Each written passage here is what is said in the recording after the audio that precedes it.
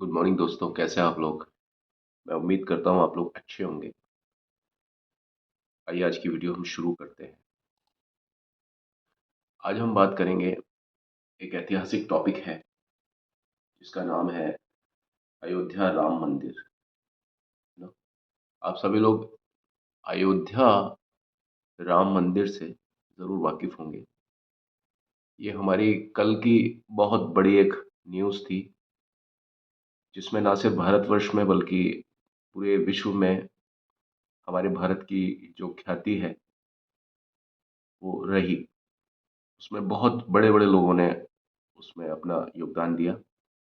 आइए उसी को मद्देनजर रखते हुए आज हम बात करेंगे अयोध्या राम मंदिर की, जिसके बारे में एक मैंने निबंध यानी जिसको ऐसे बोलते हैं वो मैंने बनाया है। तो कुछ तो हमने उसको हिंदी में रखा है, कुछ हमने उसको इंग्लिश में रखा है। सबसे पहले हम बात करेंगे हिंदी में। देखिए, ये आपके सामने लिखा हुआ है अयोध्या राम मंदिर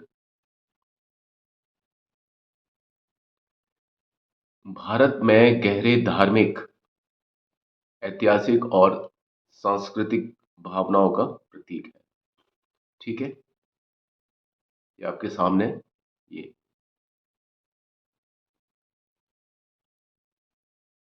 और इसकी जो इंग्लिश होगी वो क्या होगी। द अयोध्या राम मंदिर holds profound significance in India, symbolizing a complex blend of religious, historical, and cultural sentiments. Ayodhya Ram मंदिर भारत में गहरे धार्मिक, ऐतिहासिक और सांस्कृतिक भावनाओं का प्रतीक है ना। तो ये सिग्निफिकेंस मतलब हो गया, इसका प्रतीक हो गया। होल्ड्स मतलब रखता है। तो आप देखेंगे कि जो अंग्रेजी है हमारी, वो हूबहू कभी ट्रांसलेशन नहीं होती है। आपको इस तरह के शब्द ढूंढने पड़ते हैं। मैं आपको एक शब्द की लिस्ट दे दूंगा कि जो आप इस तरह के ओकेजन्स में, जब भी कभी कोई ऐसी बात होती है, उसमें आप यूज कर सकते हैं। ठीक है, अयोध्या, इसमें जो मेन जो वर्ड्स हैं, कंटेंट वर्ड्स हैं, उनकी तरफ आप खास तौर पर ध्यान दीजिए। वो क्योंकि आपको रटना ज्यादा मुश्किल नहीं है, क्योंकि अयोध्या राम मंदिर आप जानते हैं क्या है। होल्ड्स रखता है, प्रोफाउंड सिग्निफिकेंस मतलब एक बहुत महत्वपूर्ण जगह रखता है ना। इन इंडिया, सिंबलाइजिंग किस चीज का प्रतीक है वो, कॉम्प्लेक्स ब्लेंड ऑफ रिलीजियस मतलब, ब्लेंड मतलब होता है किसी का जैसे मिला जुला रूप होता है ना, उसको बोलते हैं। कॉम्प्लेक्स मतलब काफी ज्यादा पेचीदा होता है, क्योंकि हमारे यहाँ पर बहुत सारे धर्म हैं और अलग अलग तरीके के हिस्टोरिकल एंड कल्चरल सेंटिमेंट्स। अब हम देखिए दूसरी वाली लाइन पर आ जाते हैं, क्योंकि इसका जो है ना, मैंने ये थोड़ा सा उस अंदाज में लिखा है जो कि थोड़ा एक इलाइट क्लास उस तरीके से। इस स्थान पर ऐतिहासिक रूप से भगवान राम का जन्म हुआ था, जो साहित्यिक और धार्मिक दृष्टि से महत्वपूर्ण है। The site historically believed to be the birth place of lord Rama, है ना। यहां तक यह स्थान, इस स्थान पर ऐतिहासिक रूप से भगवान राम का जन्म हुआ था। The site historically believed to be the birth place of lord Rama. बस हमको इतना पढ़ना है ना। जो साहित्यिक और धार्मिक दृष्टिकोण से महत्वपूर्ण है, दैट इज इंपॉर्टेंट, महत्वपूर्ण, from the literal and religious point of view, जो कि साहित्यिक और धार्मिक, लिटरल एंड रिलीजियस, साहित्यिक और धार्मिक दृष्टिकोण, पॉइंट ऑफ व्यू से महत्वपूर्ण है, इंपॉर्टेंट है।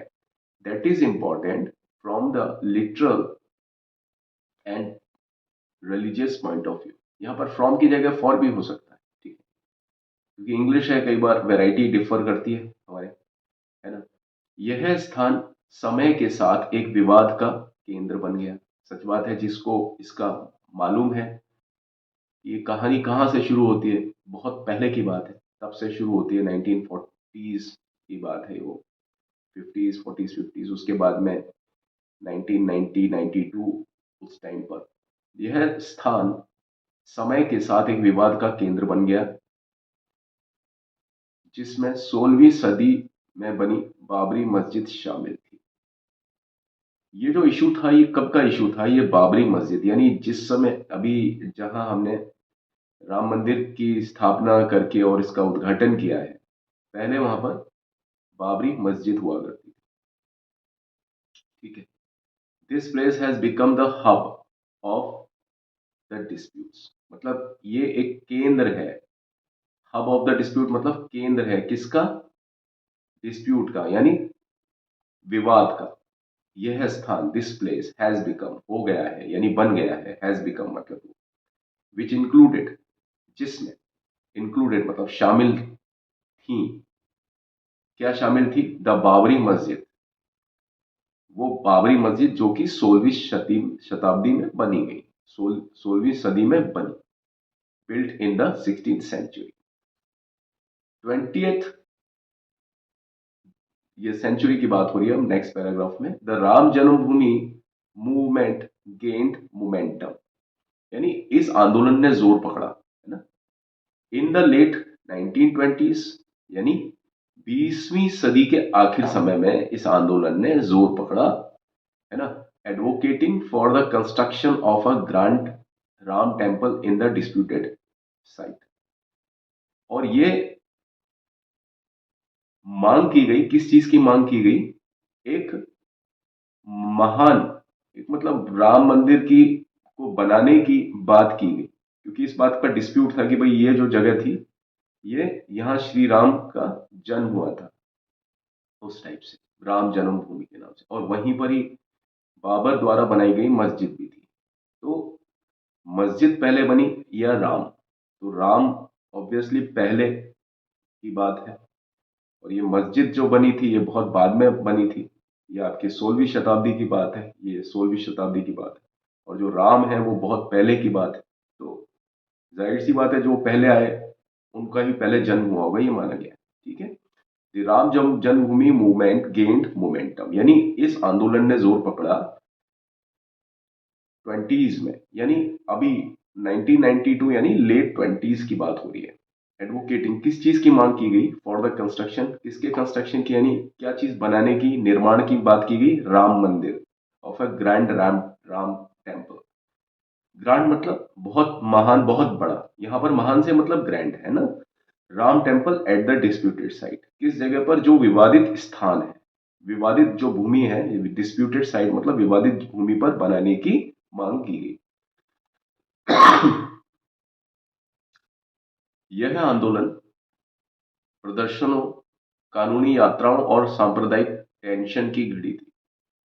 ठीक है। यह आंदोलन, दिस मूवमेंट, आंदोलन मतलब मूवमेंट, विटनेस्ड, विटनेस मतलब इसने देखा, इस मूवमेंट ने क्या क्या नोट किया? A tumultuous period marked by protests, legal battles and communal tensions. Communal tensions मतलब होता है, देखो मैं कहता हूँ इंग्लिश को हमेशा लास्ट से पढ़ना चाहिए, लेकिन अगर आप इंग्लिश को भी इस तरह से देखते हैं ना, कम्युनल टेंशंस, सांप्रदायिक दंगे देखे उसने। टेंशंस मतलब दंगे, यहाँ पर टेंशन मैंने लिखा हुआ है क्योंकि दंगे वगैरह और कुछ, टेंशन मतलब वो सारी चीज जो कि सांप्रदायिक जो चीजें होती हैं वो लेकर के आती है वो।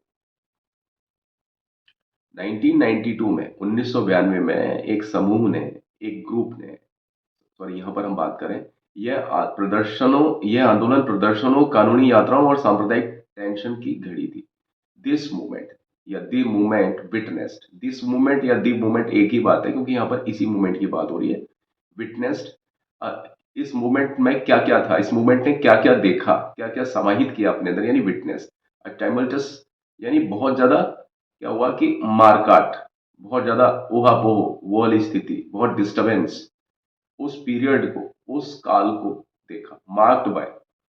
और उसमें क्या क्या चीज थी? उसमें थी प्रोटेस्ट, प्रोटेस्ट मतलब एक होता है ना, प्रदर्शन होता है, आंदोलन होते हैं, प्रदर्शन होते हैं किसी सरकार के खिलाफ या किसी सिस्टम के खिलाफ। लीगल बैटल्स, यानी यहाँ पर बहुत सारे जो कानूनी लड़ाई जो होती है ना, कानूनी यात्राओं मतलब कानूनी लड़ाइयां होती हैं, है ना। ये क्योंकि ये पूरा एक साहित्य के तौर पर लिखा गया है, इसलिए लड़ाई की जगह लिखा हुआ यात्रा है ना। Legal battles and communal tensions. 1992 यानी 1992 में एक समूह ने बाबरी मस्जिद को तोड़ दिया, जिससे सांप्रदायिक टेंशन यानी सांप्रदायिक दंगे बढ़े और कानूनी लड़ाई को उत्तेजित करने वाली घटनाएं हुई। ठीक है। इन 1992 द बाबरी मस्जिद वॉज डिमोलिश्ड। डिमोलिश मतलब तोड़ देना, वॉज डिमोलिश्ड मतलब उसको, बाबरी मस्जिद को तोड़ दिया, वॉज डिमोलिश्ड तोड़ दिया गया। किसने तोड़ा? By a group of activist. ठीक है, एक सब समूह ने, जो लोग वहां पर एक्टिविटी कर रहे थे, यानी जो लोग वो जो आंदोलन करता थे ना, उसको बोलते हैं एक्टिविस्ट। ठीक है, जो लोग आंदोलन कर रहे थे उन लोगों ने उसको तोड़ दिया, leading to the heightened communal. और इस चीज ने किसको बढ़ावा दिया? जिसने किस चीज को बढ़ावा दिया? लीडिंग टू मतलब इसकी वजह से क्या हुआ? हाइटेंड, उसने क्या किया? सांप्रदायिक जो दंगे थे, कम्युनल टेंशंस थे, उनको बहुत ज्यादा ऊंचा बढ़ा दिया, मतलब बहुत ज्यादा बढ़ा दिया। बढ़ाने मतलब हाइटेंड, उसकी उनको बहुत ज्यादा मतलब हाइट दे दी इस सब चीज ने। यानी बाबरी मस्जिद को तोड़े जाने के बाद में जो कम्युनल राइट्स, वो जो कम्युनल वो थे, हाँ राइट्स, RIOTS, मैं उसकी बात कर रहा हूँ। यानी जो दंगे थे वो बहुत ज्यादा बढ़ गए, यानी कम्युनल टेंशंस बहुत ज्यादा बढ़ गई and triggering a legal battle. और उसने किस चीज को? एक कानूनी लड़ाई को उत्तेजित किया, यानी उसने कानूनी लड़ाई को छेड़ दिया। ट्रिगर, ट्रिगर मतलब छेड़ देना। जब हम बंदूक का ट्रिगर दबाते हैं तो उससे क्या होता है? हम बुलेट को छेड़ देते हैं ना, गोली को छेड़ देते हैं, तो जैसी गोली को छेड़ते हैं वैसी गोली सीधा बढ़ जाती है आगे और मार देती है। ट्रिगर मतलब छेड़ देना किसी को। राम मंदिर, अयोध्या राम मंदिर परियोजना जो एक महान वास्तुकला, अब चलिए हम वास्तुकला की बात करते हैं, अद्भुति के रूप में विचारित है, सिर्फ एक धार्मिक स्थल ही नहीं बल्कि एक सांस्कृतिक और राष्ट्रीय प्रमुख का प्रतीक भी है। चलिए, हमने यहां पर थोड़ा सा इस बात से अलग हट करके एक अलग पैराग्राफ बनाया है, द राम मंदिर प्रोजेक्ट, यानी राम मंदिर परियोजना जो है, इन एनविजन्ड। ठीक है, एज मतलब उसकी जो स्थापना हुई वो किस बात को लेकर के हुई, उसमें विजन क्या था, यानी विजन क्या था राम मंदिर प्रोजेक्ट को बनाने का? जो विजन है यानी जो उसका दृष्टिकोण है वो क्या है? एज अ ग्रैंड, यानी उसमें क्या होना चाहिए? ग्रैंड मतलब एक महान और बहुत भव्य, यहां पर महान का मतलब होता है भव्य। आर्किटेक्चरल मार्वल मतलब बहुत ही ज्यादा वास्तुकला का उसमें समावेश है। वास्तुकला, है ना? जैसे दीवारों पर हम लोग लिखते हैं, मतलब जो जो दीवारों पर जो कलाएं होती है ना, जैसे आपने कई जगह पर देखा होगा, मार्बल मतलब अद्भुत, आर्किटेक्चरल मार्बल सिंबलाइजेस, और वो किस चीज के बारे में बताते हैं? किस चीज का वो के बारे में बताते हैं? इस बात को कि ये जो जगह है ये सिर्फ रिलीजियस स्ट्रक्चर नहीं है, ये जगह सिर्फ धार्मिक एक मंदिर नहीं है, ये धार्मिक एक आकृति नहीं है। किसकी बात करें? हम राम मंदिर की बात करें। It is not just a, just symbolizes, not just a religious structure. ये सिर्फ एक रिलीजियस स्ट्रक्चर को नहीं बताता, but also but also a cultural and national landmark. ये क्या है? प्रमुख, राष्ट्र प्रमुख का प्रतीक भी है और हमारी संस्कृति भी है। कल्चर मतलब संस्कृति और नेशनल लैंडमार्क मतलब राष्ट्रीय प्रमुख का प्रतीक भी है। ठीक है, इसके आगे देखते हैं हम लोग। इससे साबित होता है कि भारत की ऐतिहासिक भूमि के साथ जुड़े विभिन्न कथाओं का सामंजस्यपूर्ण समाधान करने की क्षमता है। ठीक है, भारत की, अब देखिए, इट रिप्रेजेंट्स, इट मतलब इसमें, यानी राम जन्मभूमि में ये रिप्रेजेंट करने की, यानी इस बात को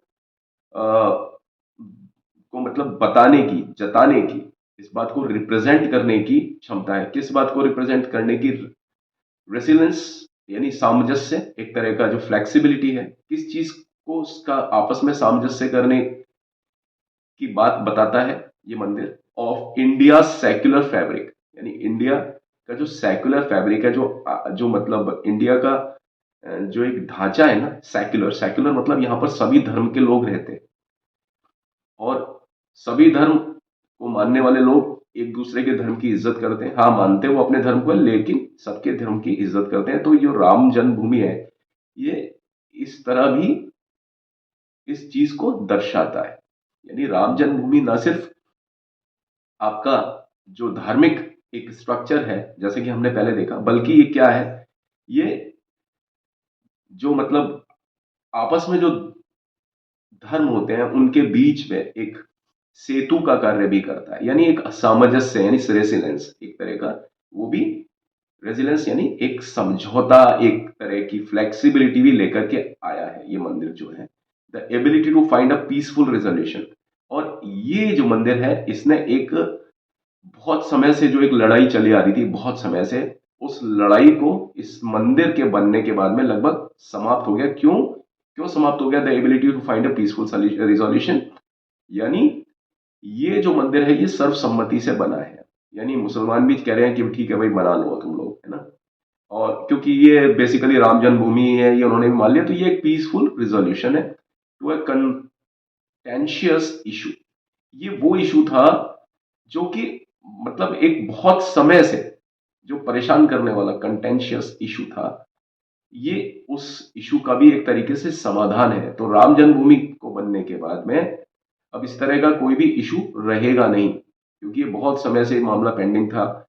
6 दिसंबर 1992 के बाद से इसका डिसीजन पिछले साल 20 अगस्त मतलब 1922 को आया। 20 अगस्त मतलब 1922, ठीक है, अब 1924 का स्टार्टिंग है। राम मंदिर की बनावट एकता और समरसता को बढ़ावा देने का उद्देश्य रखती है, जबकि वह भगवान राम के साथ जुड़े सांस्कृतिक धरोहर को मान्यता प्रदान करती है। यानी राम मंदिर की जो बनावट है, the construction of the temple, the Ram Janmabhoomi temple, इसको लिख सकते हैं हम लोग, लेकिन हम उसका नाम पहले ही दे चुके हैं, इसलिए टेम्पल का मतलब, दी टेम्पल का मतलब ऑब्वियस है, ये विवक्षित है कि हम किस टेम्पल की बात कर रहे हैं। दी कंस्ट्रक्शन यानी उसका जो कंस्ट्रक्शन है, उसका जो निर्माण है, द कंस्ट्रक्शन ऑफ राम मंदिर, किसका निर्माण? राम मंदिर का। एम्स टू यानी वो किस चीज को लक्ष्य करता है? प्रोमोट, किस चीज को प्रोमोट करता है, यानी उसका लक्ष्य क्या है बनने का? हार्मनी एंड इंक्लूसिविटी, है ना। हार्मनी यानी किस चीज की बात करता है वो? हार्मनी यानी एकता की और समरसता की। समरसता मतलब सभी धर्म एक दूसरे में समाहित हो जाएं, कोई किसी से भी छोटा या बड़ा नहीं रहे, कोई किसी से अलग या भेदभाव ना रहे, और हार्मनी मतलब एकता रहे, while recognizing while recognizing the cultural heritage associated with Lord Rama। मतलब ना सिर्फ ईश्वर को यहाँ याद किया जाए, यानी राम को याद किया जाए, बल्कि राम भगवान को याद करते करते किस चीज की बात हो जाए? कंस्ट्रक्शन, मंदिर का जो है, और उसका कंस्ट्रक्शन का जो एम है वो क्या है? कि एकता और समरसता को बनाए रखना, इंक्लूसिविटी और हार्मनी को बनाए रखना, और इस हार्मनी को बनाए रखने के साथ साथ भगवान राम को भी याद रखना इस मंदिर के हिसाब से। यानी मंदिर, जैसे कि सभी ने बोला कि भाई राम सिर्फ हिंदुओं के नहीं है, राम तो मतलब सबके हैं, तो ये जो है, ये जो पैराग्राफ है, ये आपको इस तरीके से दर्शाता है कि भगवान राम को याद करते करते आप सभी एक साथ में रह सकते हैं, क्योंकि राम भगवान सिर्फ एक धर्म के नहीं है, एक विशेष जाति है, एक विशेष पार्टी के नहीं है। इसके कहने का तात्पर्य है वो सभी के हैं, और आप वहां जा करके आप इस चीज को अनुभव कर सकते हैं, वहां पर इस चीज को आप बांट सकते हैं, मतलब अपने खुशियां बांट सकते हैं वहां जाकर के। तो ये आपने देखा कि पैराग्राफ जो हमने पढ़ा ये किस तरीके से आपके सामने आया। ये पूरा जो पैराग्राफ है हमने देखा, है ना। इसमें आपने एक बात नोट की होगी कि हमने पूरा पैराग्राफ देख लिया, पढ़ लिया, लेकिन उसके बावजूद भी हमने इसका वर्ड फॉर वर्ड ट्रांसलेशन नहीं किया। क्यों? क्योंकि हमने इस पैराग्राफ को एक मतलब एक होता है ना बच्चे वाली अप्रोच के साथ में नहीं रखा, थोड़ा सा बड़ी अप्रोच के साथ में। अगर आप इसको देखते हैं पूरा अच्छे तरीके से, तो आपको महसूस होगा कि अगर हम इसका ट्रांसलेशन हिंदी से अंग्रेजी में वर्ड फॉर वर्ड करते तो वो बिल्कुल बचकाना हो जाता। ठीक है, इसलिए इस बात को ध्यान देते हुए मैंने इसका जो ट्रांसलेशन है वो इस प्रकार रखा, जैसा कि आपको खबरें पढ़ने को मिलती है ना हिंदी में अंग्रेजी में। अब ये देखिए, ये खबर है, हिंदी की खबर है चाहे इंग्लिश की खबर है। अब अगर ये इंग्लिश की खबर है तो मैंने उसमें हिंदी भी लिखा है, और अगर इसको आप हिंदी की खबर है तो उसको मैंने खबर को अलग अलग पैराग्राफ में तोड़ा है, और उसको मैंने इंग्लिश में भी लिखा है।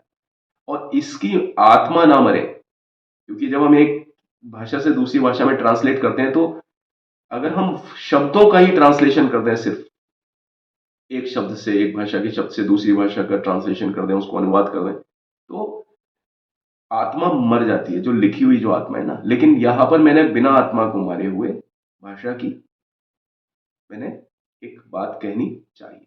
ठीक है। मुझे उम्मीद है कि आपको ये मेरा ये जो कंटेंट है ये बिल्कुल पसंद आया होगा, जो कि इस समय से बिल्कुल आपके मतलब कॉन्टेक्चुअल है। आज जो हमारे बीच में जो कल हुआ और होता रहेगा इस चीज का, क्योंकि ये अध्याय एक बहुत बड़ा अध्याय है। मैं इसके बारे में और भी ट्रांसलेशन लेकर के आता रहूंगा, ताकि आपको ना सिर्फ अंग्रेजी को समझने की का गहरा ज्ञान मिले, बल्कि अंग्रेजी के साथ साथ आप अंग्रेजी के बहाने आप इस तरह की खबरों को भी देखें, समझें और उस पर विचार करें। चलिए, आज की वीडियो इतनी ही। अगली एक बार मैं आपको इसी का ही कोई एक दूसरा संस्करण लेकर के आऊंगा, राम कथा के बारे में ही कोई दूसरी बात, जो कि अ, या तो इतिहास से या आजकल जो वर्तमान से कहीं ना कहीं किसी प्रकार से जुड़ी होगी। तब तक के लिए मुझे आज्ञा दीजिए, लेकिन चलने से पहले फिर वही आपसे एक अपील कि मेरे चैनल को लाइक, शेयर, सब्सक्राइब और कमेंट प्लीज जरूर कीजिएगा। और किसी भी तरह की कहीं कोई दिक्कत हो, कहीं कोई सुझाव हो, तो सादर आमंत्रित है। और इन्हीं उम्मीद के साथ में मैं अपना यह अध्याय खत्म करता हूँ। आप सब लोग खुश रहें, आबाद रहें, मस्त रहें। May god bless all of you. Bye, take care, bye.